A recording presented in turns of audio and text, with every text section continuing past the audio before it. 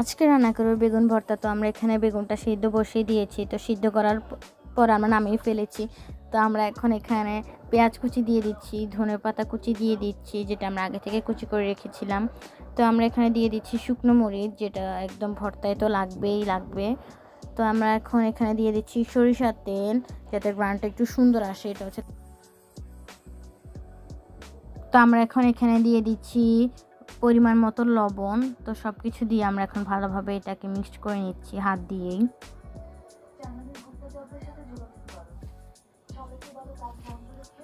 তো এটা ভালোভাবে মিক্স করা শেষ আমাদের। তো রেডি হয়ে গেল অনেক সহজ পদ্ধতিতে বেগুন ভর্তা। তো সবাই অবশ্যই কমেন্টে জানাবেন যে বেগুন ভর্তাটা কেমন হয়েছে। তো খুব সহজে আমরা এটা বাসায় বানিয়ে ফেলতে পারবো, খুব কম সময়ও লাগবে আর বেশি কাজও করতে হবে না, যেটা আমরা খুব সহজেই বাসায় বানিয়ে ফেলতে পারবো বেগুন ভর্তা। তো সবাই আমাদের চ্যানেলটাকে একটু সাবস্ক্রাইব করবেন, লাইক কমেন্ট শেয়ার করবেন, আমাদের পাশে থাকবেন।